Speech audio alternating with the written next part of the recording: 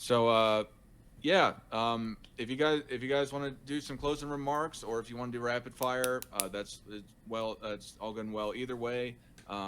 If you have anything else you'd like to say, then here's the time to say it. If you don't mind, I have one little shtick about.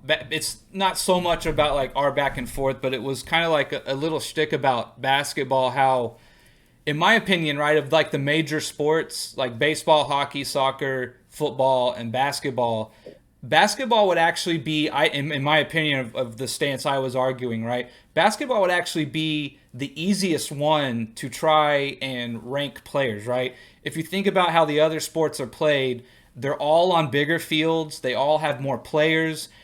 Players have much different responsibilities, and sometimes they're just total. Like, think about football, right? You just have one thing. You're trying to win just like one singular one-on-one matchup a lot of times, or you just have one thing to do. Like soccer, guys are responsible for massive different areas of the field. Basketball, in my opinion, we're talking about five people on your team on the smallest field to play, and you have a lot of the guys have a similar skill set. You have to be able to run 94 feet baseline to baseline. You have to be able to go sideline to sideline. Sometimes a center might have to guard a point guard. In that you have to play offense and defense. That's another big one. In my opinion, right, just sort of looking at the major sports, basketball is actually the easiest one of the team sports to try and look at players and look at what they were good at and what they could contribute to a team. And the variables are actually much smaller, in my opinion, in basketball than the other major sports, team sports. The only team sport that is more individually defined, if that's an appropriate term, is one that isn't popular in the U.S., and that's cycling. Like, as most Americans only know the Tour de France. That's a team sport where you cannot win without your teammates, but yet within the team, it's obvious what the pecking order is, because it's a cutthroat sport where the only determination is winning. They don't care. In European cycling, Tour de France, Tour of Italy, that type of thing, they don't care about anything. The sponsors only care about winning, crossing the finish line first. Yeah, I No don't. one else makes big money except the guy that wins. So within those teams, there is a very obvious pecking order, and that's the only other sport. But it's not the sport that basketball is, obviously. And I've always said basketball is the most amazing sport ever created, in my opinion. I It's the agree with only that sport too. where the best players in the world do not actually play the sport. The Mm, best players in the world play in the NBA, and the NBA is not real basketball. It's an homogenized entertainment that has been put together to make money. If you go out to a playground, if you go to someone's backyard, you go to a high school, you go, you know, drive up and down the street and see kids in the driveway, you see basketball. That's what I'm a fan of. You see basketball. When you get to the NBA, it's a totally different animal, and it's all for entertainment purposes. They change rules that alter the history of the game solely because it'll make more money in the end. That is just whoring out the sport. And that's why I refuse to watch NBA. It's ridiculous. You go to a playground and where guys have bet on the game, winning, the two teams, they cash up against each other. Some dude holds the money, and whoever wins gets the money. Then you see real basketball. You see execution. You see unbelievable defense. You see hustle. You see guys diving for loose balls on the asphalt. That's basketball. What you see in the NBA, that's professional wrestling.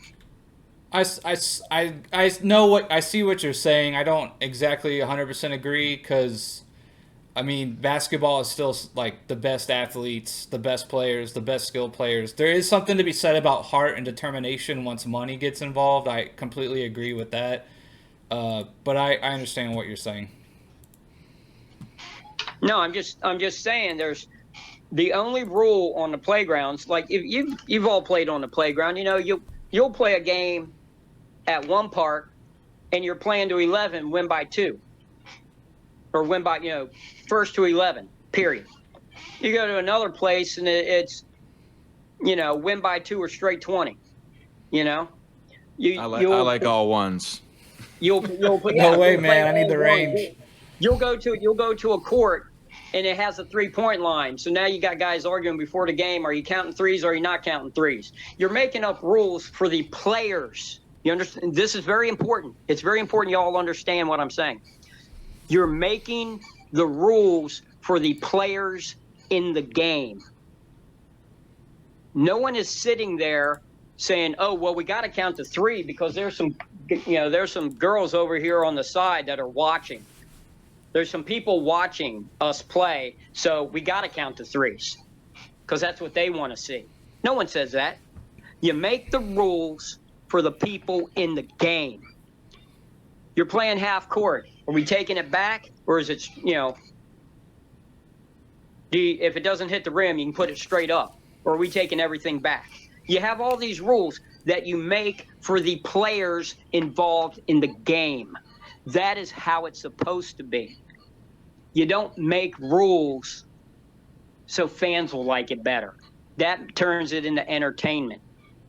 It's no longer a sport at that point. It's entertainment.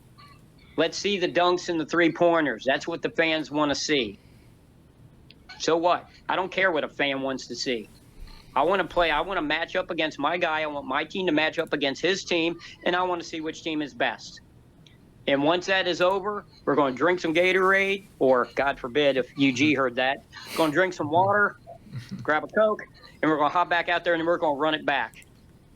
That's basketball. Yeah. Well, gentlemen, it was a great discussion, and of course, you both know you're both welcome back again. And maybe you two will debate each other again on a different topic. I know that I would love to see both you guys back again. You both provide great arguments. Yeah. So with that being said, I wish you guys a great rest of your night. I'll see you soon. And Michael Jordan fans are the best. I will never agree with that line. Yeah, that was fun. That was good. Yeah, for sure. I appreciate it, Rex. Yeah. Oh, no problem. Now, y'all do understand why I say Michael Jordan fans are the worst. Do y'all understand or do y'all just know UGs and think I agree with him? Yeah, I've talked to you in comment sections, but you can elaborate if you want. Okay. Well, I'm listening. I'm just walking away. I got my headset. Okay, people. Well, I've been married for 27 years. I'm used to talking to someone walking away.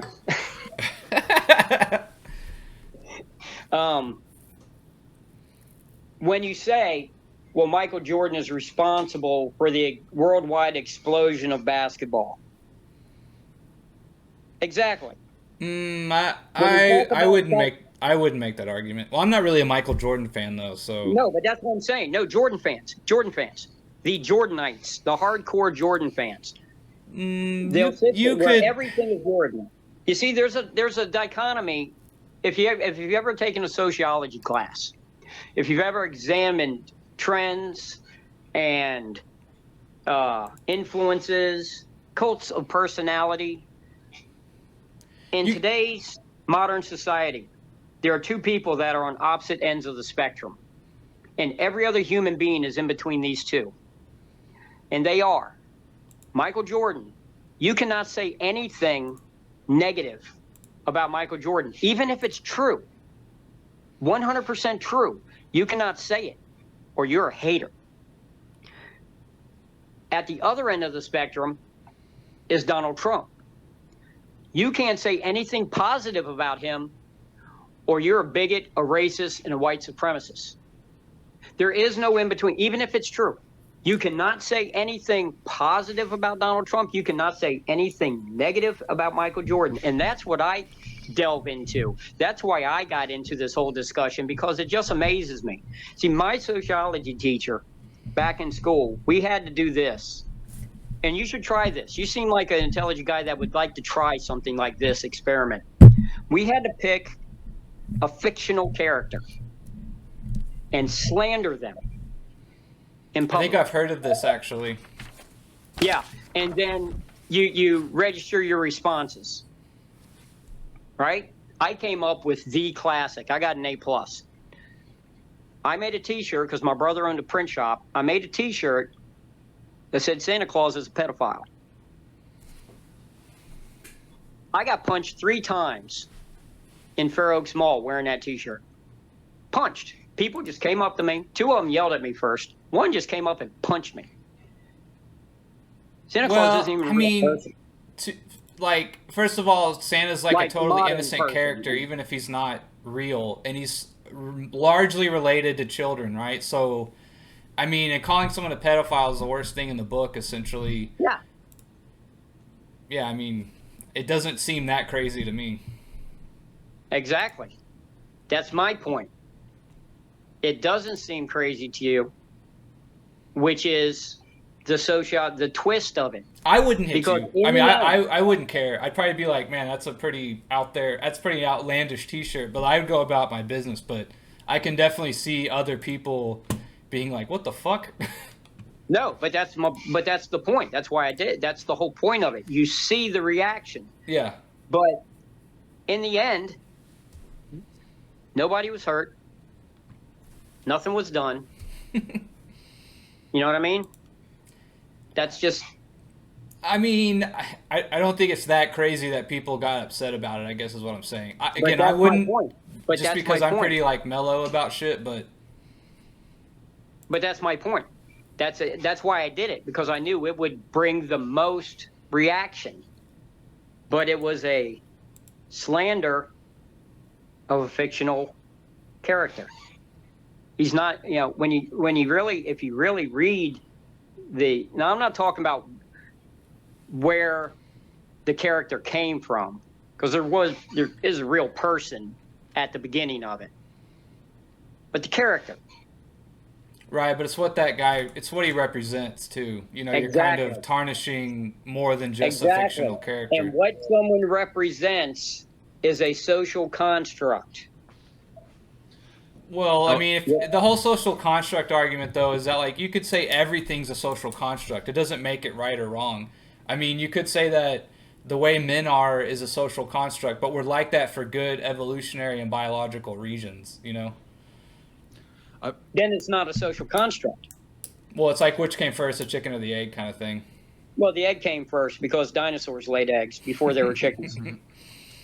But the point I'm making with that sociology experiment is there are the cult of personality, the spectrum. If there was no civilization, if the whole what's the movie, the Mel Gibson movie, you know, where apocalyptic and Mad Max. If the whole Mad Max scenario happened, worldwide nuclear destruction, there's only a handful of people left fighting to survive, fighting for power, Is anyone going to care what that T-shirt says? No. It may not help you make any friends. Depends. It might. No, it's about survival at that point.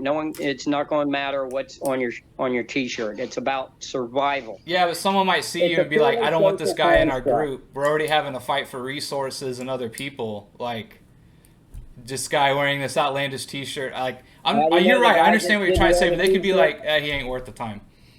It was the only T-shirt the guy could grab because, you know, all the others were nuked. Then turn it inside out. The whole point. You wouldn't have to worry about it. You're still wearing it. The point being is it's social construct. Like, when it comes, the fact that Jordan is in there, I've heard so many times, he's responsible for the worldwide explosion of basketball. Exactly. He created 1 billion casuals. 1 billion people watch basketball just because of him. They didn't play it. They didn't fall in love with the game and then start watching it. They saw highlights of Jordan and started watching to see Jordan. and they don't even pay attention to the John Stocktons, to the Robert Ory's, to the Steve Kerrs. It's all about the big star. They don't know basketball. That Well, is it's my always going to point. be a common denominator kind of thing. The race to the bottom. But that's why I hate Jordanites. You need to go or something, Dart? They No, are. no, I was just trying to those say. I was casuals. just trying to get into the conversation. I'm Okay. not trying to. I got you. Like, Jump in. talk Yeah, over you. whatever. No, I'm just whatever. Yeah, I'm just not trying to talk over you guys. Yeah. No, I was gonna say for the Michael Jordan responsible for the worldwide expansion of basketball, it's not just him, but I do think and I'm not saying that it made basketball, to your point, Rex, that a bunch of people became enthusiasts. I agree that they just like Michael Jordan in the NBA, but it's still. And that's why they're the worst fans. That's why I say they're the worst fans, because they're not loving basketball. They're loving to watch this guy dominate in highlight films. Well, Jordan at But least, they you could it's say not just- Jordan at That least is the set a worst- high that is bar the for worst them to kind of watch. fan. The reason That why is he the was worst so kind of popular fan. though is because he was so good. I mean, he was good, right? We agree on that. Like, even if he brought in casuals. I think he was the greatest shooting guard. I think Kobe and West, and I know because of image, I'm going to be disagreed with, but Kobe and West were essentially the same player. They were so alike.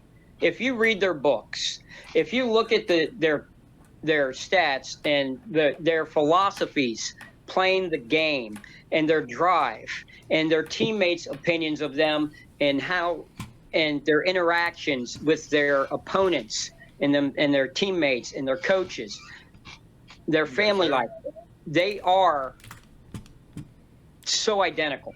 People always say MJ and Kobe, but to be honest with you, delve into it, spend an hour looking at the comparisons. West and Kobe were essentially the same player. Kobe said that that's who he modeled himself after. He wanted to model himself after Magic Johnson, and then he started looking at Jerry West. Or I heard an interview with him saying that before. But yeah, they are really identical. They really are. But if I said that on one of your videos, how much hate would I get? You're the antagonizer, Rex. I'm fine with you saying it. I never try to make I don't censor you.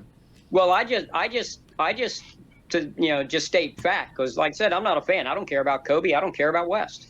I don't care.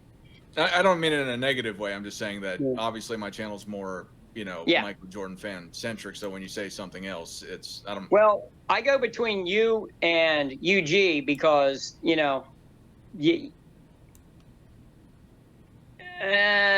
like I said, he's gotten a bit. He's gone Maury Povich. You know what I mean? You know what I mean?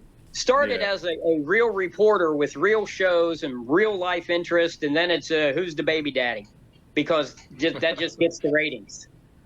No. I mean, I guess you could argue though, like LeBron has tons of casuals too, and they don't like if you say LeBron isn't the GOAT. I just think it's kind of like a really subjective thing to say that they are the worst, right? Like because they defend Jordan. I'll defend Dirk. I'll defend Dirk to the death. I know he's not the best, but I'll still defend him even if I'm crazy, Well, let me tell you something. If you would have said back in the 80s, if you would have taken Dirk without the actual seeing him, like I said, as a prediction, you could predict Dirk, you could predict LeBron, and you could predict Kobe. 99% of fans would have picked Dirk. Because when I was growing up in the 70s and 80s, and they brought in the three-point line, and you had guys like Bird at 6'9" that were hitting them, and then you had Kiki Vandeweghe, 6'8", hitting them, and guys like that, it was the talk on every playground when you get a white guy out there that could shoot. Can you imagine one day there's going to be a 7-footer that's going to just be dropping threes, and what are you going to do? That was the talk. The only reason Dirk is not considered way up there he's considered up there, obviously. His defense. Top three European players. Top three European. Do you all agree with that? Top three European guys. I think he's the best Yeah, European player That's ever. an argument, yeah. Well, if you know Sabonis before the injury, Sabonis is the greatest European player ever. Was he Russian though, or did he play? Well, no, he's Latvian, I believe. But he played on Russia, right? Well, it's USSR. USSR. Soviet okay. Union. Yeah, but he wasn't Russian. But he was definitely the greatest European player. He didn't come to the NBA till after the age of 30. Yeah, I know that. After back surgery and knee surgeries. And he was still an all-star, I believe. But when he was young and athletic, people don't realize Sabonis, when he was young, was extremely athletic. He was the most athletic guy on the Soviet Union team.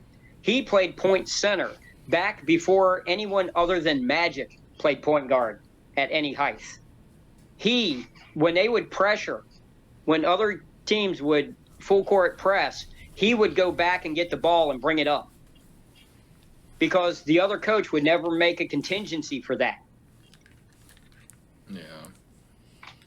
If they did, they said, okay, well, Sabonis is going to go back and grab it, so let's put a 6'7" swingman on him to pressure him. Well, then he'd pass off, run down court, and post up that 6'7" guy and then score easy. So it's like, okay, we can't do that either. Yeah. Yeah, like also back to the Michael Jordan fans thing, like if we agree that Jordan has the biggest fan base of any basketball player, which I think is safe to say, it could also be that you're just pulling from such a large pool of people that if you say something, you're going to get like the most responses, or like DMs, or however you want to put it. You're going to get the most kickback just because it's the biggest fan base, right? It's like if you insulted Tom Brady, there's probably more Tom Brady fans out there saying he's the greatest quarterback of all time. Therefore, you're just going to get more pushback on like a volume measurement than like any other player, right? If you said, Joe Montana is not the greatest, like many people aren't going to like be like, well, maybe not. But like if you say it about Tom Brady, when a lot of people think it's so clearly that he's the greatest, right?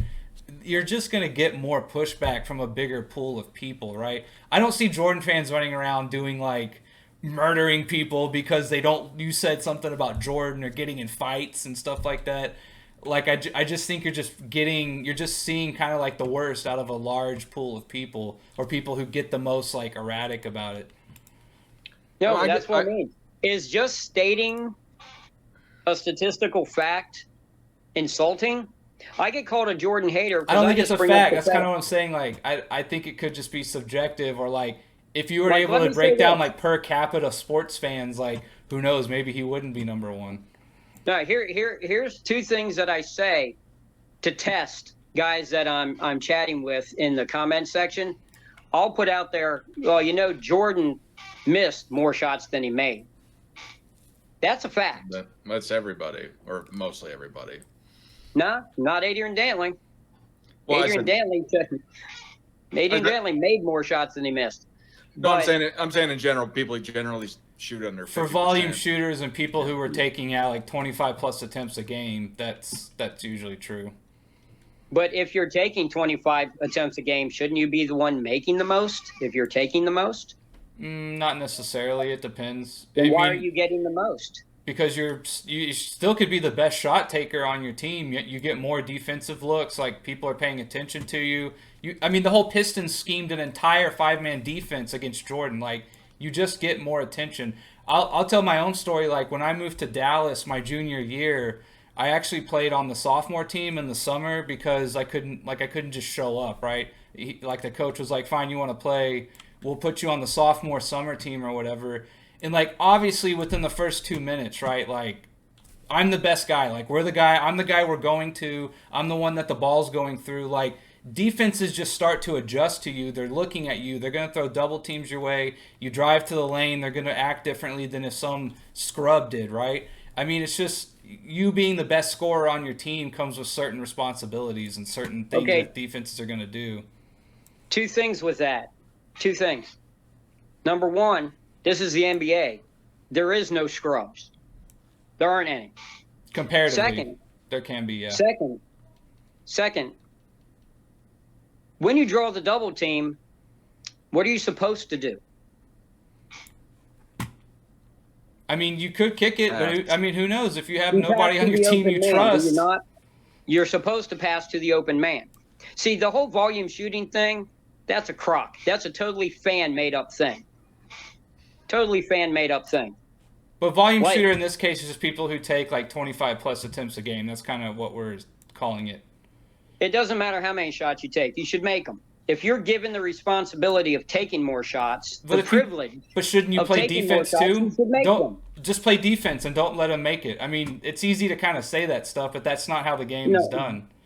Really? Because when Wilt led the league in scoring every year, almost every year he led the league in scoring, he also led the entire league in field goal percentage. Yeah, and he didn't win very much. That's right. His team didn't win because it's a team game. That's why I say there's no GOAT. He played with West and Baylor. There was even a year where there was a guy who averaged more points than all three of those guys. I mean, he played Wilt, and when people always talk about, oh, Russell's team was stacked, he should have just made his teammates better. Wilt played with more top 75 players than Russell did. Yeah, like 10 that's or a- 11. Yeah. That's the thing with the Russell. I mean, I think Sam Jones was a great player, Havlicek and Kuzi, but all the other few guys that were Hall of Famers, it's because they were all on the team and they won so much. I'm not saying they were bad players. Casey Jones averaged 7.4 points and 3.5 assists a game. Yeah, it's because they starter. won 7 championships or however many. Yeah, I mean, there's only like 8 teams in the league, right? You only had to win. Doesn't matter. That matters. Why does yes, that that matter? absolutely matters. I mean, Okay, it goes then only tell win me 2 all rounds about of the playoffs. Tell me all about the 1951 champion, because there were 21 teams in the NBA that year. Hey, time out. I think this should be the next debate between you guys. Eras or something, or that teams in the league or less team. Or the more amount teams of matter. Actually, I have a Jordan not like video a in which I go over like if you start throwing. Well, I mean, I don't want to get too much into it, but it's okay to reveal a little bit. Like, looking at the depth of field, the rounds of playoffs, and then money too. When you start, I mean, Kuzi was almost a student driver, a defensive driver, ed's teacher instead of going to the NBA, right? It definitely, the talent, the depth of field definitely matters from like the 50s and 60s upwards, for sure, 100%. We could argue But that'd be a good topic. All right, well, wait, you're arguing two opposite points. If there's only 8 teams and there's only 10 guys on a team, there is no depth of field. That's the whole point. You only have no. the 80 greatest players. No, not necessarily. The NBA was not what it is now. That's what I meant with the Kuzi thing. That's Like, right, it was there much could have been better. tons of guys not playing basketball because the money wasn't worth it. I say we try to set up another time to do this debate. Yeah, that'd be a good one. I've always wanted to argue the eras, kind of. Okay, well, let me just explain this. You are the commissioner of the league. You are in complete control, which the commissioner isn't. Most fans don't understand that he works for the owners. He's told what to do by the owners. That's like when everyone blamed the Chicago Bulls being broken up by Jerry Krause. Jerry Krause didn't break up anything. He wasn't the owner. The owner broke it up. But Jordan never said anything publicly about Reinsdorf because Jordan always wanted to be an owner. And to become an owner, you have to be approved by all of the other owners. And he knew if he started throwing Reinsdorf's name in the dirt, he would never own an NBA team. So Krause was the whipping boy. Now, let's say you have total control. You have an 8-team league playing Nick ball, whatever we're playing. You're in complete control. You have 8 teams. You realize you can make a whole lot more money if you put 2 more teams in, right? So you decide you're going to make 2 new teams. Where are you going to get the players to fill out those teams? Are they already in the league? Well, then how do we have 32 teams now? We don't. We have 30. Or 30? So, Yeah, because it's a money grab. It's a money grab. I do got to get going. I think if I leave, Okay. you guys could still talk, but No, that's all But I- right, because if we want to debate it, it'd probably be best if we save it for the content. Well, I don't have to hide anything, but the point is, Well, I don't want to hide anything. It's just that, like, the first guys you let in are the last guys that you cut. You don't fill in at the top. You fill in at the bottom. The top guys are already in the league. If you're going to make a new team, the first thing you have to do is let in guys that weren't good enough the year before. Thus, you're diluting the talent. That's an obvious thing. That's obvious. That's a scientific fact. Because if you're letting in players that are better than the players that are already there, they would have already been there. What was the international game like in the 50s and 60s? Well, 1972, Russia beat us in the Olympics. The 50s and so 60s. It didn't the suck 50s and 60s. as much as you think it did. Didn't suck as much. Well, those players didn't start playing in 1971. Okay, that's what I mean. Like the 50s and 60s a lot didn't. Of them were 30 years old. The 50s and 60s didn't pull from the entire world to. Nope, they didn't. So I mean, you're already talking about talent that could be out there that you're not getting. No, you just canceled out your own argument. You're saying that the rest of the world wasn't any good.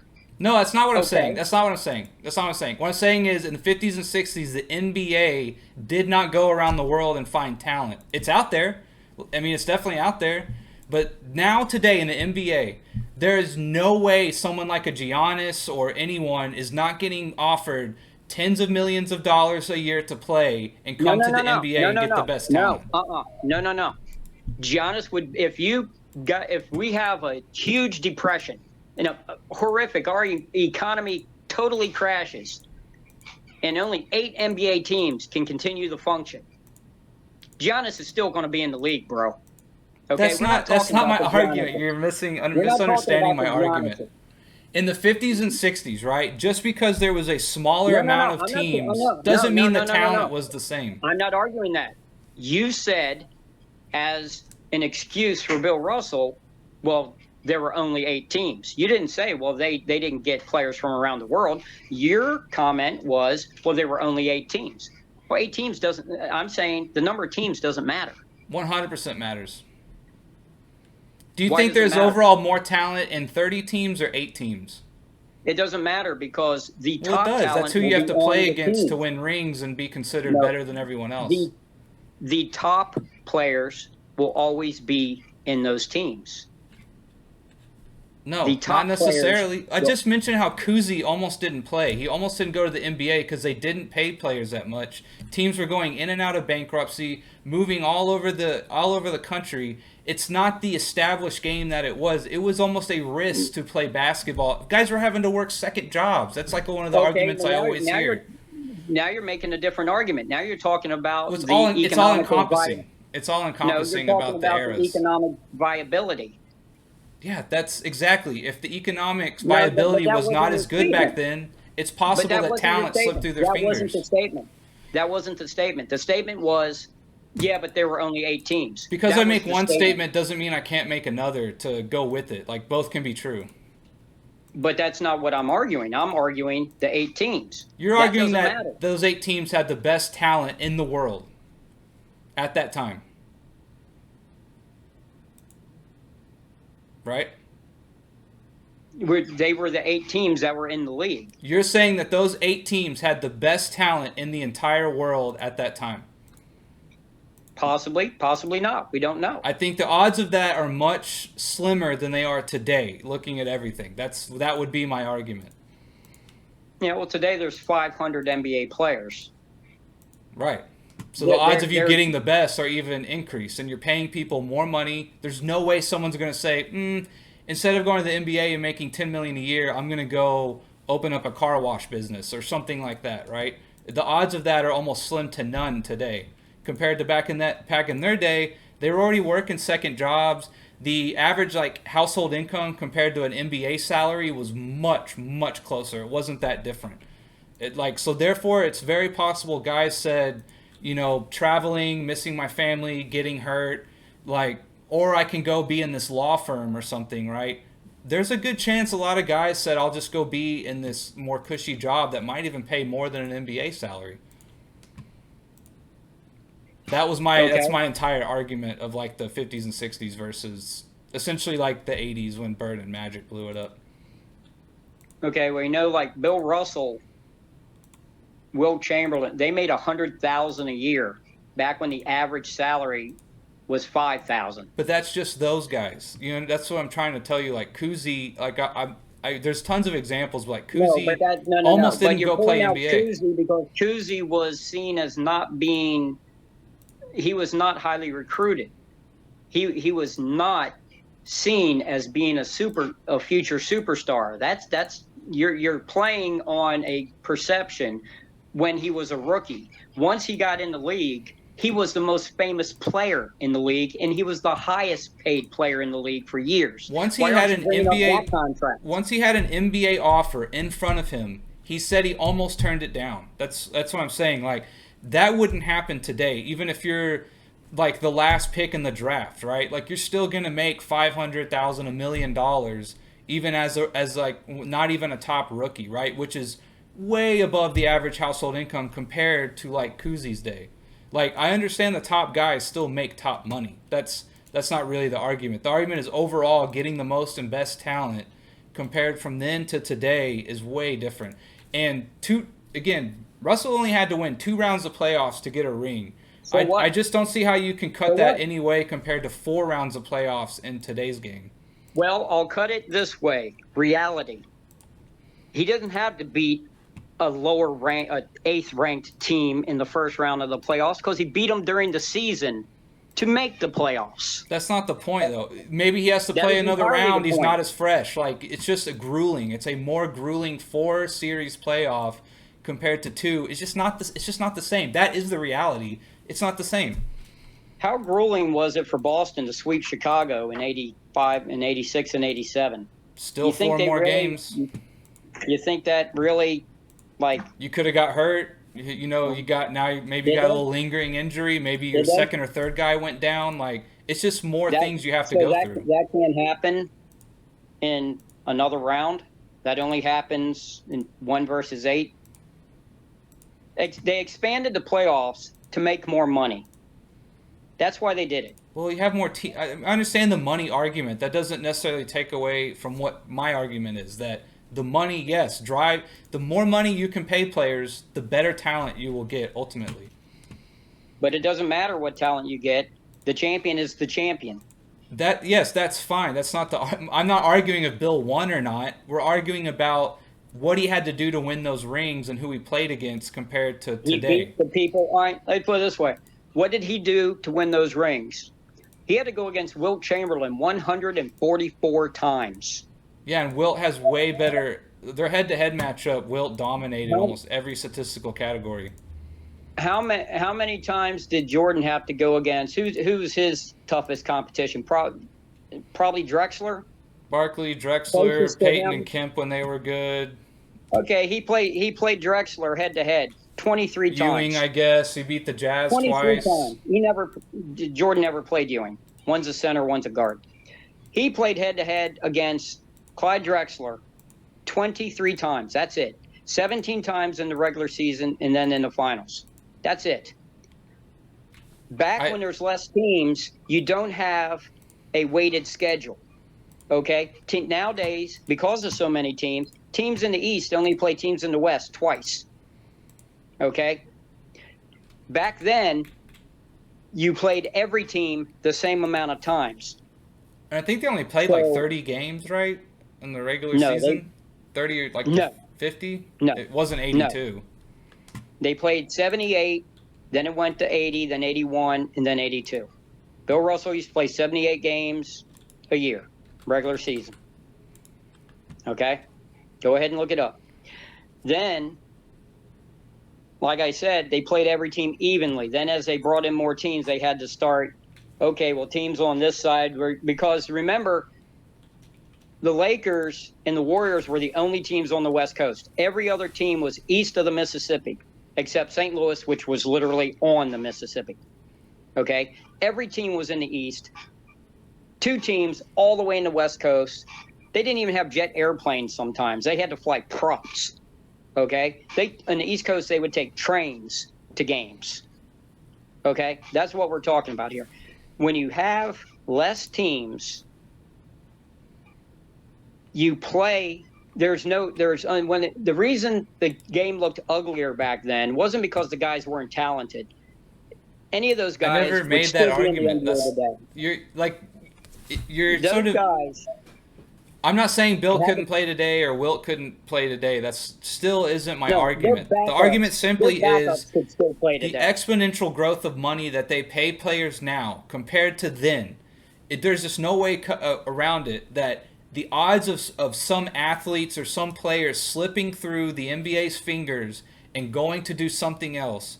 I can't put a quantitative or qualitative exact number on it, but it is a much higher percentage than it is today. Today, essentially, that doesn't happen. So you're saying that Bill Russell's championship should be taken with a grain of salt, because there could have been a better driver, a better player somewhere out there in the world, but he was driving a bus instead of playing I would in the say NBA. that the So we'll game give him less overall credit. did not have the same absolute level of talent that it does to now. Just looking at how much money there is. I mean, money is going to get you the best players. Like, that's just the way it is. Like, I don't really see how you get around that. The other side is, yes, that there was only eight or 10 teams until like the last 2 years of his career, and you only had to win 2 rounds of playoffs. Like, that is definitely a factor, right? It's just, I don't see how because you don't deny understand that. it. You don't understand it, because this is fan talk. This is what fans talk about, because the It's stuff just that simple really math. doesn't It's exist just in the matter. 2 rounds are not as hard No. as 4 rounds. No, you're wrong. It's harder. You don't Okay. understand. Dude, okay, I'll explain it to you. You want to talk math? I'll give you the bare bones from a guy who actually played. I will tell you straight out the real numbers, okay? When Jordan was a rookie, they were the 8th seed. They got in as the 8th seed. There were only 11 teams in the conference. Only 3 teams didn't make the playoffs, okay? All right? 8 Okay. out of 11. What percentage is that? 8 out of 11. We're talking 8 out about of 11. we're talking about also in the 50s No, and no, 60s only answer, being 8 or answer. 10 teams, and what? Answer. 8 of them Answer the made question. it? What was 8 your out question? of 11. What's your chances of making the playoffs? 8 out of 11. That's about 75%. 75% chance of making the playoffs. In Bill Russell's time, he had a 50% chance. Which one's harder? Tell me. Which one's harder?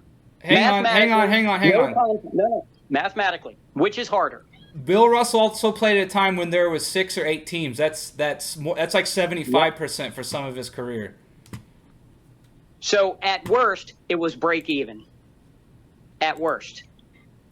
At worst, it was even up, no difference. Let's see. That's the mathematical facts. You see, you guys fans only look at, oh, well, there's more teams. More is better. More. No, it was more exclusive then. It was harder to get into the league. It was harder to stay in the league. It was harder to make the playoffs. It was harder to win a championship. Mathematically, it was harder. That is a fact. That is a mathematical fact. You cannot argue it. That is numbers. Math does not change anywhere in the universe. That is a fact. Now, your emotions as a fan can go, oh, it's so much better with more teams and more rounds. And oh my God, who's going to win? Is this 8th seed going to be the first to ever beat a 1? Who cares? You know what? Only one time in 75 years, one time has a team lower than the playoff seeding during Russell's time has ever won a championship. And that was Akeem with Houston when they were a 6th seed. No other team lower than a 4 has ever won a championship. The expanded playoffs don't mean shit. They don't mean shit. They're a money grab. The numbers prove it. And I see in your eyes, you're looking at it on the screen. Yeah, and there was 8 teams essentially for the vast majority of Russell's career. He Yep. played on a stacked team compared to anyone else. He was a shoe-in to get to the playoffs every year. Like, How was it stacked? again, you're stating stuff like it. Again, like you're doing this thing where you're stating stuff like it's fact. It's still an opinion. It is. No, it's not. Okay, so how are you going to prove to me that when there was 11 teams in the Eastern Conference? Is that what you're saying during Jordan's time? What When was he the was a number? rookie, yeah. How can 11 you teams prove in to the me East. that those Eight of 11 them made the teams weren't playoffs. as good as the 8 teams in Russell's time? Doesn't matter. Well, yeah, you got to prove it. You're stating stuff like it's fact. For all we know, those 11 teams were way harder than the 8 teams that Russell had. And if they're way harder, then it doesn't really matter exactly what just what the math or percentage is. If we have 11 harder teams that are better than anything Russell ever played against, it would be way harder to make the playoffs and win. That's what I mean. Like, you say stuff like it's such a fact, but it still is an Because opinion. it is a fact. What were my words? What were my exact words? I'll say them again for you. It was statistically harder to make the playoffs back then. You can't prove that. That is a fact. You can't prove that. Again, take my example. What if the 11 teams that Jordan played against in the Eastern Conference, what if they were all way better than anything the Celtics ever went against? That would mean that it's harder. Even if on paper it says you have a 75% chance, that doesn't make it easier to get in if everyone is better than you or something. Like, it's still subjective. No, it's not. You're making it subjective because you're throwing what if. Okay, well then also, okay, so let me use your own argument against you. It is a fact that 2 playoff series are easier to win than 4. That you can't say that because it totally depends on who you're playing. Exactly. That's what I just said for the Jordan argument getting into the playoffs. It depends on who you're playing. It goes both ways. No, but that has nothing to do with what I said. Yes, it has everything to do with what you just said. It is literally the exact same argument, just used the other way around. What if Jordan was playing against so much better competition and harder teams that to make that top 8 out of 11 is harder than for Russell to make 4 out of 8? That's exactly the same argument. No, it's not, because you literally started off your argument with what if. Russell, no, I didn't say what if. I said 2 rounds are easier to win than 4. 2 rounds, 2 is less than 4. That's a fact, right? 2 is easier than 4. Okay, is it easier to... If it wasn't a seeded tournament, I can understand your point. If it was a grab bag, if you had the luck of the draw and then you played. But it's not. The number 1 team plays the number 8. The best team in the conference plays a team that's by with a losing record. You would play the 4 seed. Look at the record. Dude, look at the records. You play the 4 seed. Look at the records. Records of what? Look at the records. The teams that they let in when they expanded the playoffs, they're losing teams. That's every expansion team. How many 8s have ever won? How many? How many 4 seeds won in Russell's time? Russell did. How about that? Okay. How do you like that one? Russell was a 4 seed. Yeah, because that was half the league. Exactly. He was at the midpoint. He wasn't in the bottom. So if they would have let in, the only reason why they didn't let in more is because you can't let in 6 teams, or you just let in 8 and it would make them even worse. And same thing, an 8 seed would never win in Russell's time. Okay. So that's what I mean, like, nothing you're saying, like, is really any different. It's all subjective opinion. It's not subjective. It is. You're saying that the league was better because it was smaller. That's an opinion. No, it's not. Sure it is. 100% that's a subjective opinion that it was harder in the 60s than in the 90s or something. What are you claiming I said? What are you claiming I said? You're saying that it was harder to win in the 60s? It was more exclusive? There was like the cream of the crop is kind of the argument you're making? No. It was more condensed, right? So like it was harder. That's kind of your argument. Yes. It's being condensed doesn't make it easier, dude. It makes it harder. Depends who you're playing, right? Because you're playing the better you player. Say condensed, I say No. You say Look condensed, I just say the league wasn't as big and didn't have as much talent. Like both are true. Print out a full NBA roster. Print out a full NBA roster. Then make 8 teams. Draft 80 players. 8 10-man teams. Put it to the side. That is assuming we have the 80 best players in the world. That is assuming we have the 80 best players in the world. That's my argument, is that they didn't have the 80 best players in the world in the 50s and 60s. Here's the thing that you do. Look, here's what you need to start doing to start winning these arguments is stop. I am winning this. Sorry. Just, dude, you don't own a No, you're monopoly not, on winning because arguments and stuff. You've literally started off your sentences with what ifs. I never said assuming- what if. I still don't understand what you're saying. I said what if about. You did say what if. About what? When you said that, you just turned my argument around on me. And what if this happened? Okay, No, well, I'm just going to they're say, only what okay, if. if it makes you feel better, I'm just going to say Jordan played in a harder time with more talent. It's okay, it's still the same argument and debate. It doesn't have to have what if in front of it, if that makes you feel better. Harder That's what I to mean. make the playoffs? You're the No, it one wasn't. trying to make conclusive statements, and I'm the one trying to like have a discussion. Like, what if this compared to what you just said about that? If you just want me to make conclusive statements, I mean, I'll do that. That's all there is. That's it. Was it? It So isn't we've gone harder. in our It wasn't debate. We harder went for from Jordan to make everything the is playoffs. subjective and so many variables we can't decide to now all of a sudden you have like a monopoly on facts. That's kind of interesting. I'm just stating fact. You're not stating fact. You're assuming that the 80. It Let's was just take the statistically 10-man harder. roster for the 8 teams in Russell's time as an example, just as a theoretical. Yeah. You're assuming those are the 80 best players in the world that the NBA could pay for and get. There's no way Now, that's at the true. time- There's no at way the that's time- true. Well, are all the players in the NBA right now the 500 greatest players in the world? Yes, because they are paid a fucking absurd amount of money that there's definitely a top 300 or 400. Maybe there's some kind of guys in the last 25, 50 No. that you could say, Is well, they there- decided are to play they for their above home 500? country or something. But absolutely, yes. The league, top to bottom, has the best players in the world, almost bar none. So there's no players anywhere else that could get on an NBA roster. There might be a few. There might be. And the Exactly. difference between There a might few with 30 teams compared to a few with you're 8 talking about a teams totally is a different much argument. higher percentage back in the day. But you're making a totally different argument than I'm making. I'm saying it was statistically harder for the people that are already in the league. The teams are set. It's the playoffs. You've already played an entire season. That still doesn't You're mean right. you have the best players in the league. It doesn't. You're making such a great assumption on that.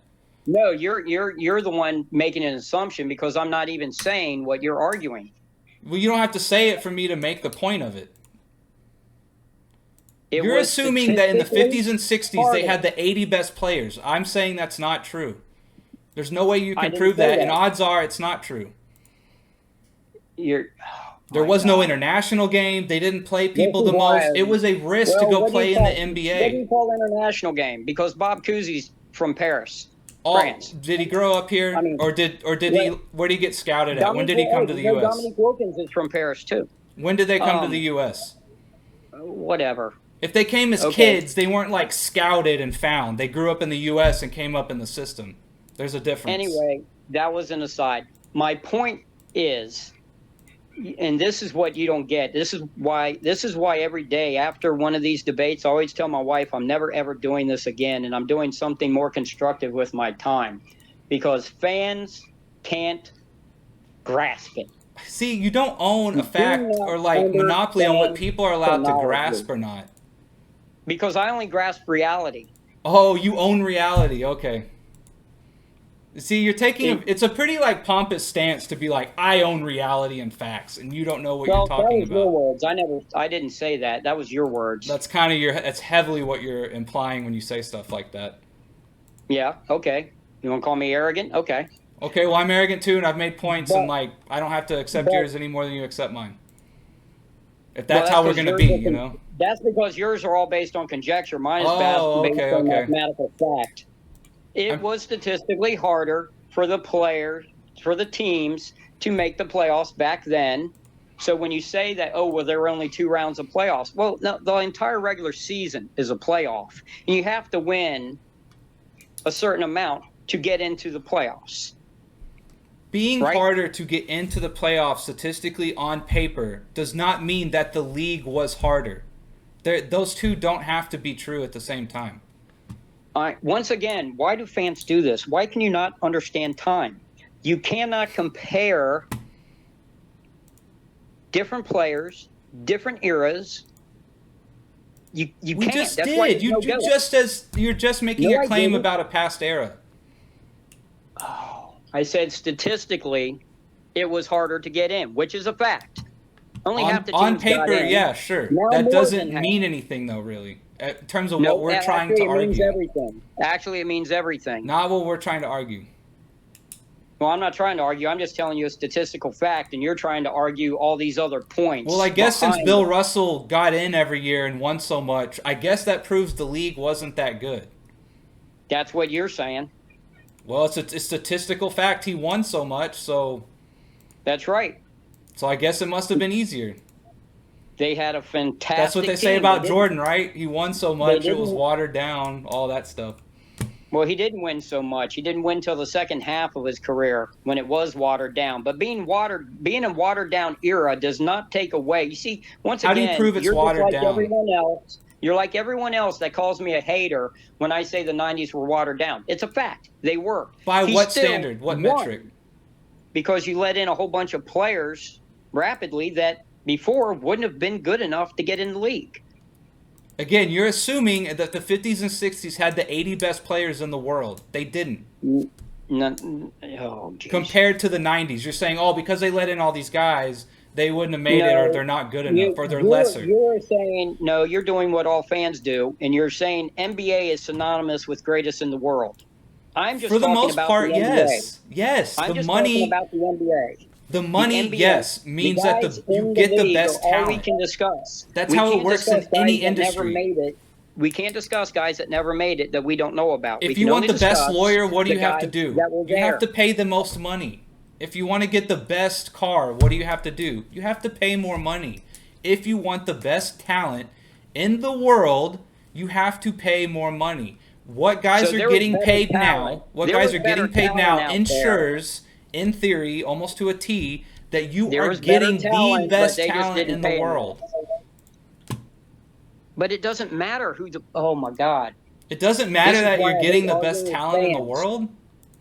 No, because it already happened 70 years ago. We can't No. talk about the greatest talent in the world. We can only talk about what happened, what was real, what actually transpired with the people involved. That's all we can discuss. That's reality. That's all I do.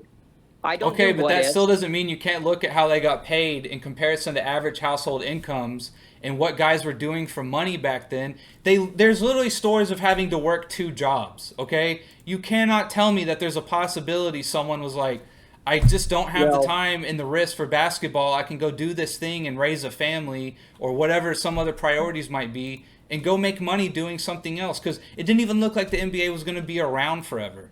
Like, Well, you're again, you're conflating 2 different eras, and you're not understanding the situation of the times. But that that's a whole literally is the nother situation of the time. Situation of the time was back in the 1950s. If you look at it from an economic standpoint, after World War II, there was a boom in the 1950s, and the big thing was owning your own business. So what a lot of guys did, George Mikan did this, other guys did this, they had name recognition. Sports was starting to be looked at. It wasn't like baseball. Baseball was king. But basketball was starting to get promoted. Basketball players were starting to get noticed because they're taller. You can see them in public. It's not like a football player where you can't see them under the uniform. You see them out in public. They don't always look the same. A basketball player plays basically in his underwear in the middle of the arena. Everyone knows what he looks like. Everyone sees him. Everyone can notice him out in public. What players started doing, the reason the signing bonus came into effect, the reason that became a thing was guys, Mike in particular, demanded a signing bonus. And what he did with it was he started a plumbing company that used his name. And that's where they were plumbers and electricians. He never plumbed anything. What They about the used second tier plumbing players company then? used What about guys his who weren't name getting signing for bonuses recognition. and making big Have money? you ever gone? What have you about the ever second gone- tier player guys? Did all of them stayed in the NBA who could have been worthy of second tier? Or like you're saying, they could have done some other ventures or whatever they could to make more money than the NBA. You're Guys proving my did. point for me. No, I'm not. You're It's- literally you don't saying there was a understand. boom and you could make more money opening your own business. I'm sure a few guys did that. I didn't say make more money. God, you're not listening. You're just trying to argue with me. You're not Because listening. people to start what I'm businesses trying to not make money. Mikan started a business to not make money. Is that what he did? Okay, I'm just going to go because now you're just arguing anything that comes out of my mouth without even letting me finish or even trying to understand the context to what I'm saying and how times were different. Like all fans, you have no sense So of times were chronology, different. I'm glad we can agree on that. and you're not understanding that things were different then. There was a different mentality, not only amongst society as a whole, but amongst professional sports and how they played. And, you know, Magic and Bird were in the NBA when there was a poll done by Sports Illustrated where Bill Russell got 97% of the vote as to who's the greatest player ever. And the reason he got 97% of the vote was because most of the people, if not all the people that were involved in answering the poll, were the generation that won World War II, older people who had been around for the Great Depression and World War I, where the nation's entire mentality was you win. We'll drop an atomic bomb on you. You do what you need to do to win. Win, win, win. That was the American way of life. That's why other countries hated us, but all loved to have us on their side because we won. That was everyone's drive, was to win, win, win. Okay. There was no, oh, well, he's great at this, he's great at that. Doesn't matter. Did you win? That was the mentality that was drilled into kids' heads in school. So there were no participation trophies. There wasn't. It was all there was for the first decade of the NBA. There was no MVP. For the first 20 years, 22 years of the NBA, there was no Finals MVP because individual stuff didn't matter. The rebounding leader and the scoring leader were determined by who scored the most points in the season, not by points per game or rebounds per game. It's who grabbed the most rebounds was the rebound leader. It wasn't per game. There was no, they didn't drill into this is your stat and the highest stat wins. It was the greatest total. It was about winning, win, win, win. And people today with our society don't understand that militant mentality that all American males had after going through World War I, World War II, the Depression in between, and then Korea, and then you start playing sports, and you're able to to be a fan of a sport where people aren't dying if you win or lose, and you get these rabid fans. It was about winning. That's what it was about at the time. That's why Russell got 5 MVPs. Did people, when Will averaged 50, Oscar Robertson averaged a triple-double, but Bill Russell got the MVP that year. Because they won, and people today use that as a knock against him. That was the times. That is how our society as a whole worked. You can't go back, look at it 60 years later and go, oh, well, they were all wrong. That was the reality of the time. That has to just be accepted. That was the reality. You're not really saying anything anybody doesn't know. Like, and your point is what? We don't value winning anymore in basketball? No, you don't. Okay. No. So rings don't matter? Like now do rings all of a sudden matter? Well, rings are the only thing that matters. But I just saw 2 videos today saying, and especially by Universe Galaxy just put one out, that rings don't matter. You can't use rings. Rings are literally the only thing that does matter. The only reason rings don't matter anymore is from the fan perception and from the perception of the paycheck. Because you got guys that are literally making generational wealth for their families that have never won. Goes to my point. It's an entertainment sport. It goes to my point. Well, first of all, it's a sport. So it's always largely been for entertainment because sports are not life and death situations. But even back in the 50s and 60s, as much as you say that, sports were entertainment even back then, right? Even if you feel differently, it's just a sport. It's just putting a ball in the hoop.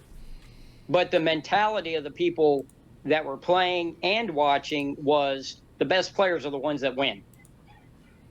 Don't care about your individual stats. Winning is the important thing. That's what. But what if a guy's really good and he's on a shitty team? Then he needs to get off that team. He's looked down upon as being a pawn, being a patsy.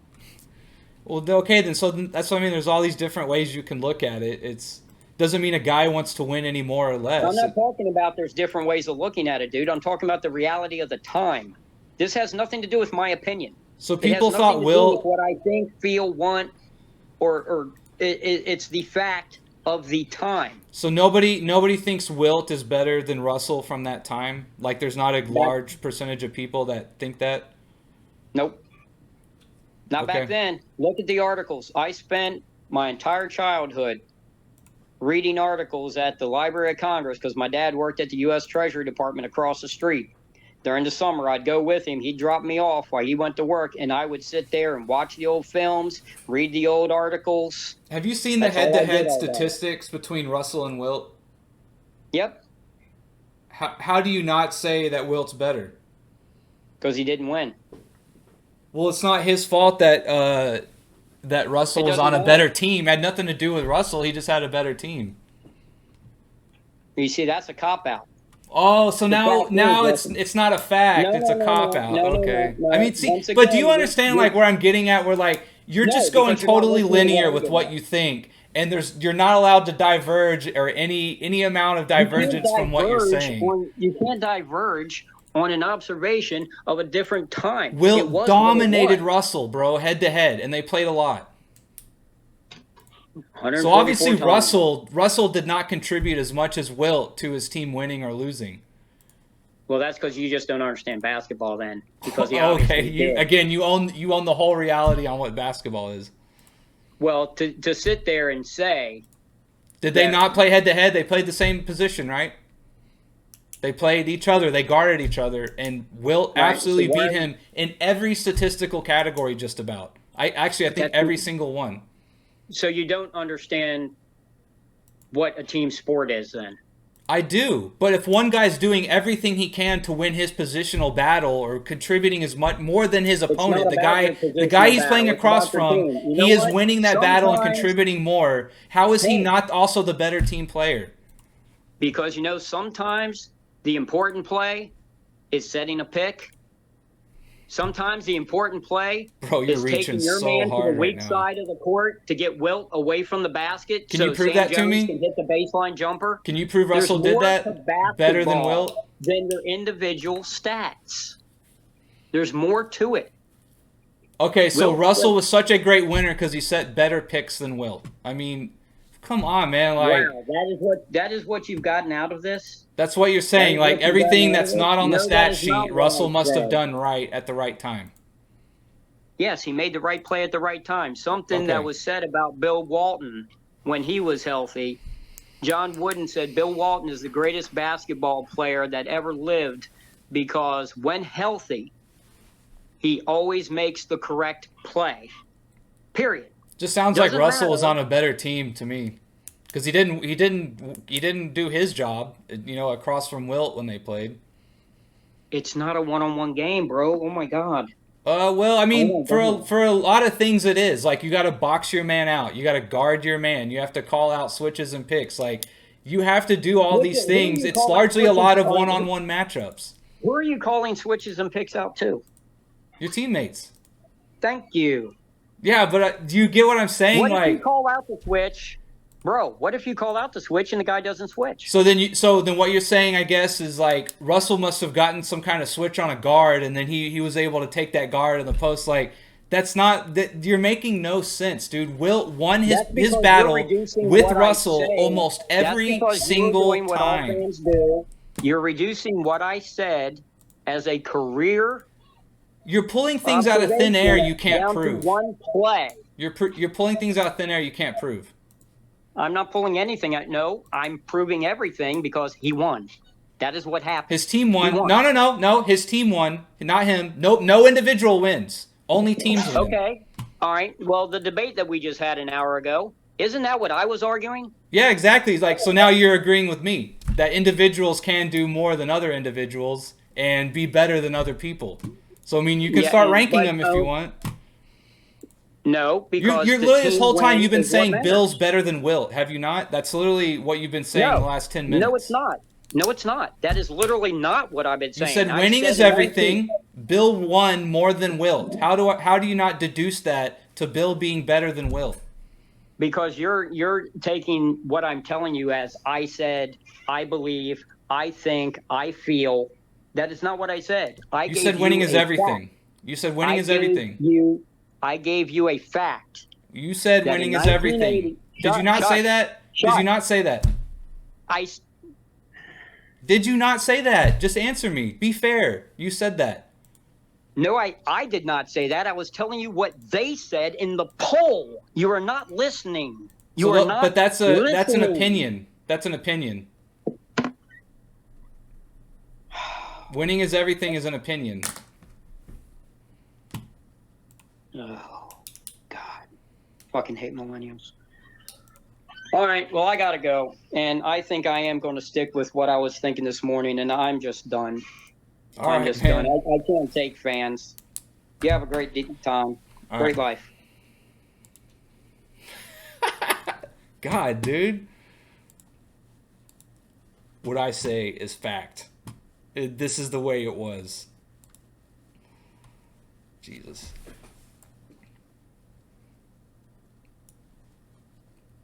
Well, I thought it was a good debate until the end there. I don't fucking...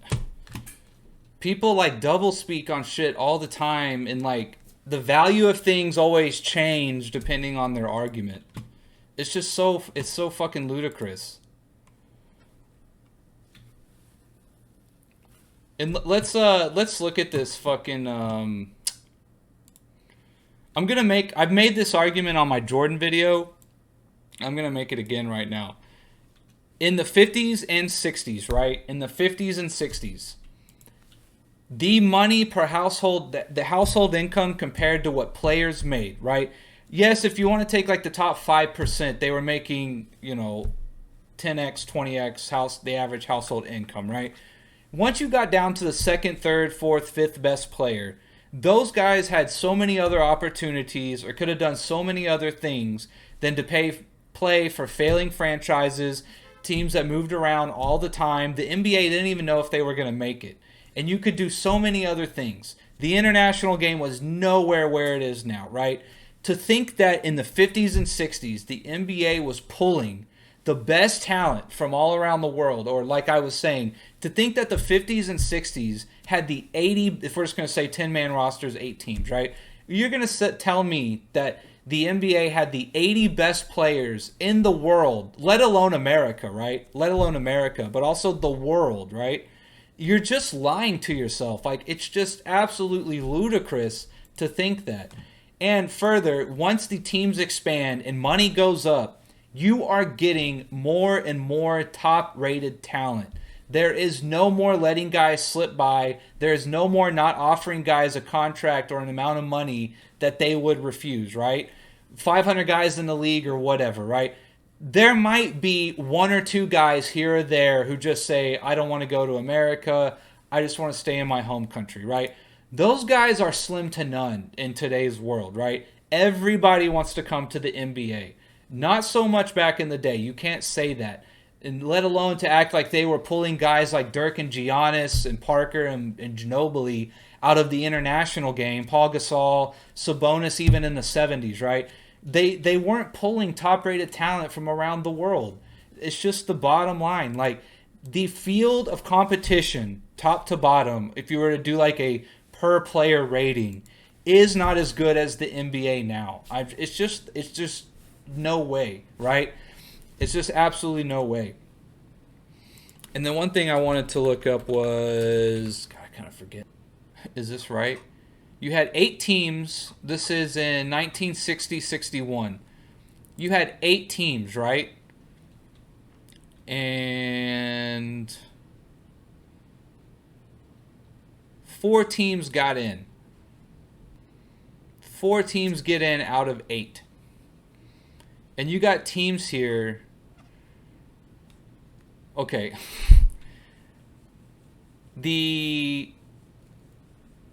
There were only, it's like in 1960-61, right?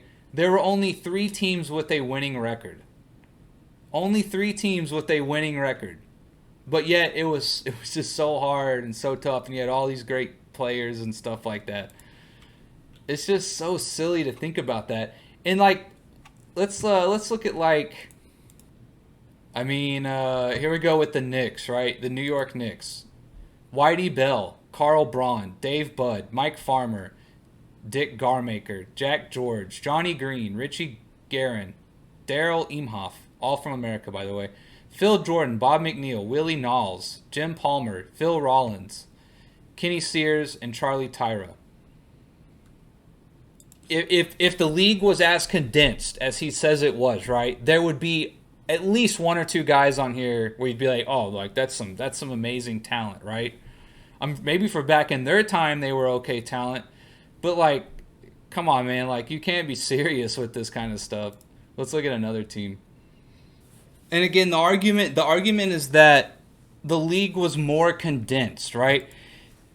A smaller league does not mean that it's a better league or more condensed so the talent is more solidified, right?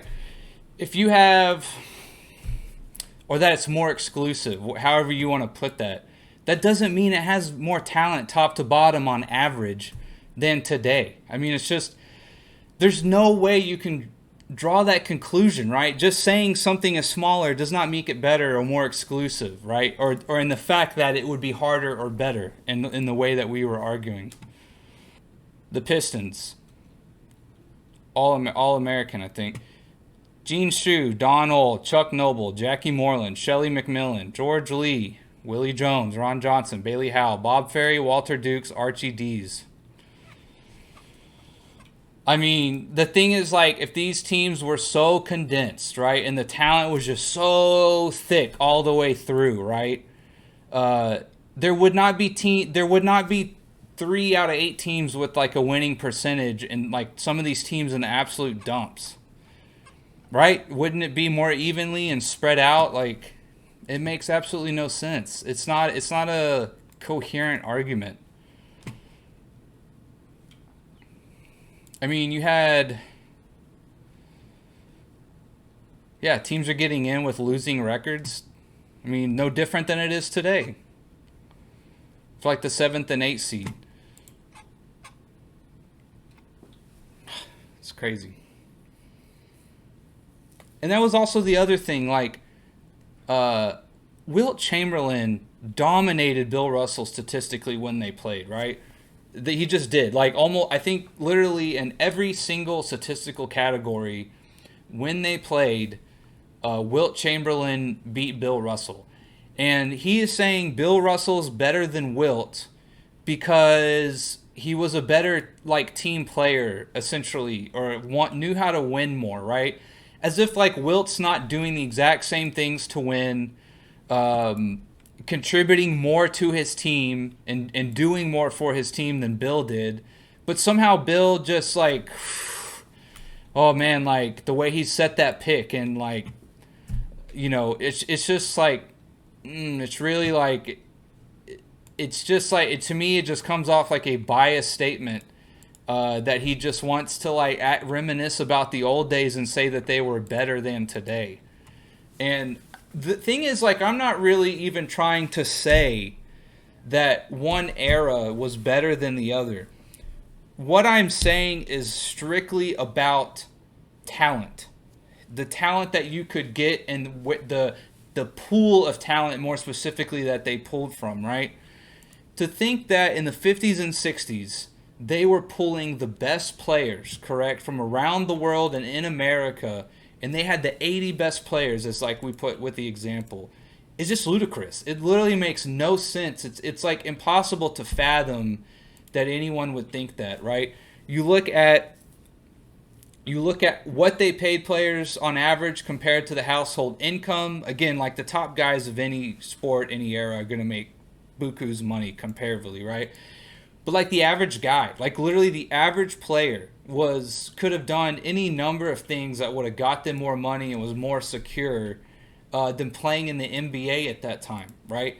And that's really all I'm saying. And like I love how he's like, well, this is just a fact, right? But then when you say, well, like winning 2 rounds is a lot easier than winning 4 rounds, right? 2 is less than 4. Oh, no. Well, all of a sudden it becomes nuanced and subjective, right?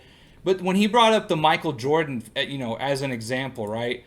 well, like, I used the same argument against him. He didn't even understand. Like, well, what if those 11 teams Jordan had to compete for a playoff spot in, what if they are just 10 times better than the teams that Bill Russell had to play against, right? Wouldn't that make it harder, like, disregarding what's on paper? Well, now it doesn't depend, right? Like, he's going to go by paper when it suits his argument, and then it's nuanced when it favors my argument. Then by about his, fifth or sixth year, starts becoming like a 50-50. Again, back to what Russell had. Like, the thing was, like, in those first few years of making the playoffs, like, he didn't even win it, right? So, like, it's not really, it doesn't even really matter that much. Yeah, essentially turns back into a 50 shot. Like, it's just, like, completely missing from the argument, right? Even if you have a greater odds or chance of getting in the playoffs in Jordan's time on paper, if the league is harder, you know, and the salary cap era, by the way, for Jordan doesn't make things easier for the top. It actually makes it harder. You're essentially now limited to the same ramifications and salary cap limits that everyone else is. You can't just buy the best team like Bill Russell's Boston Celtics did for so long. You know, essentially, like, the playing field is way more even. It's a lot harder in the salary cap era. And just because it might be easier to get into the playoffs doesn't really mean anything. Like, it just is not really like the big point that he thought it was. So I guess Magic and Birds championships are shit, like, because they got in at such an easy time too. You know, like, it's just amazing how, like, some things need nuance and then some things are just straight facts if it needs to be to, like, solidify his argument. It's just, that's the only thing I didn't get, but that's whatever. That was the video, so I need to get going to bed, I guess. Here it's kind of late. I guess, like, you kind of stick around. I just don't know what I talk about. Let's see. So again, like, he also didn't get my argument about just because something is an opinion or not, it doesn't mean that we can't come to some kind of conclusive possibility that there could be a GOAT, right? It's like, yeah, he didn't quite understand what I was trying to say, right? Like I said, it was of people's opinion, right, that we would never be able to fly. That doesn't mean it's impossible or that you can't one day fly. That was just people's opinions, like he said. And I don't think he really understood that, like, they're coming at two different angles and totally missing each other. Like, subjectivity and variables have nothing to do with the possibility of there being a greatest player of all time or not. It doesn't even need to be a fact. You don't necessarily even have to prove it 100%, right? I like how we can jump from everything's a subjective opinion, but then it has to be a fact. It doesn't really matter. We're just talking about the possibility of there being a greatest player of all time in team sports. Is there possibly someone that played the game better than everybody? Yes, that's obviously possible. It doesn't mean we have to agree on who it is. It doesn't mean we have to take the same path to get there. None of that really matters. It's just a question of, was there an individual who played a team sport better than everybody? Like, that's obviously possible. And the main way you prove it's possible is, again, we sat here and debated why Bill and Wilt why one was maybe better at this or better than that, right? And all of a sudden it was like, well, Bill beat Wilt every time. Well, no, I thought it was a team game, right? And you see how, like, the moment you start going individual to individual and ranking them and looking at this and that, and again, I'm not saying that's right or wrong, but you can do it, and we do it all the time. Once you start going and ranking players, that was the whole point of my Keith Van Horn and Kobe Bryant question, right? And he wanted to make it like, Keith Van Horn was a better power forward. No, he was not even a better power forward than Kobe at the shooting guard, right? But even with that, right, it's like, okay, who's better, Keith Van Horn or Karl Malone, right? It's just such an easy, like, point to absolutely debunk, right? Of course Karl Malone is better than Keith Van Horn, right? And so that was also like what the Muggsy Bogues and John Stockton question. It's like, Obviously, John Stockton is better.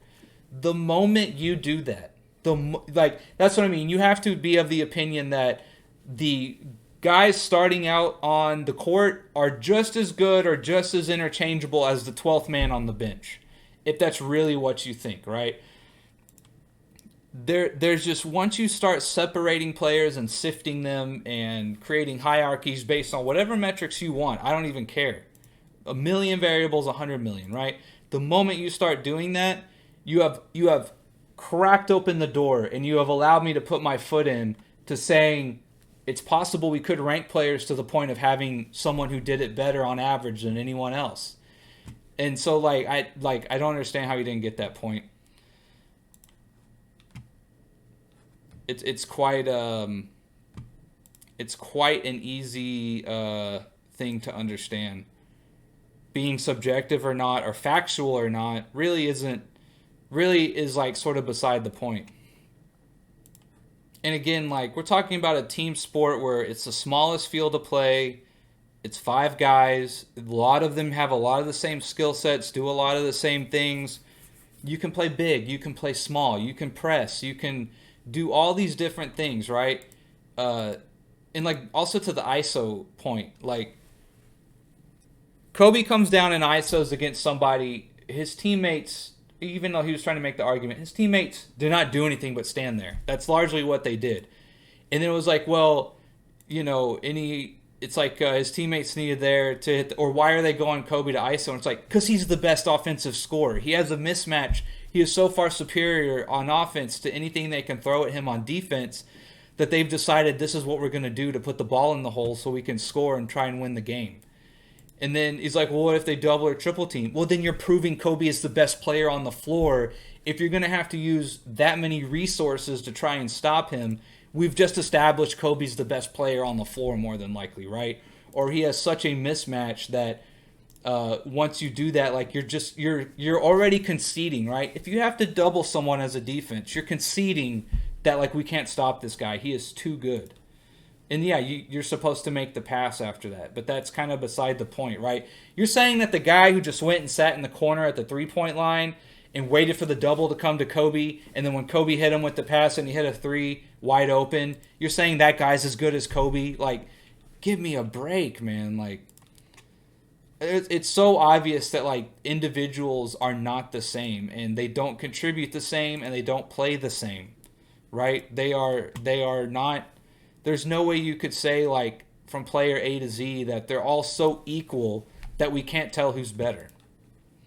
But yeah, I mean, I didn't mean to get so mad at the end there, but it's just, I mean, I felt like I wasn't getting mad, but, like, he just kind of, the way he was talking was, like, so dismissive, right? It was like, well, you just don't know. Or I'm spitting facts, right? Like, people who talk like that kind of just, it's like we're not having a discussion anymore. You're just talking at me, and you're just trying to dictate and tell me the way it is, and I just have to listen. It's like that's not what's going to happen. It's like I say like way too much, but yeah, like, just the way he was talking at the end, it was like listen, this is how it is. This is how it was, and there's no nuance. And then it's like, well, and then I go like, well, what about this or that? Well, no. That's nuance. That doesn't count. That's not a fact. And it's like, okay, but I'm kind of just using the same argument you are, just the other way. No, my linear way of thinking is all facts. That I talk in reality. You're just like a casual fan. You don't know what you're talking about. Let me tell you how it is. Let me tell you what's important. Let me tell you what matters most, right? And it's like the guy acted like he had like a monopoly on basketball facts or basketball knowledge, right? It was just so, like, that was kind of getting me upset a little bit, just the way he was talking like that. Like, we had such a good discussion, right? And then when it came to the Eras thing, it's like it's like started talking down to me, like I don't know what I'm talking about. And all I did was just literally give like some ramifications of the time and things that were going on, and he just hand waved them away and then went back to just going straight what he thought was the actual factual, the facts of the matter, right? And it was just kind of silly. But all right, that's my video. I'll put it up here in a little bit. So I thought Dart was gonna go live, but he didn't. So I apologize for that. I made that video saying it would be live, but I did record everything, so that's fine.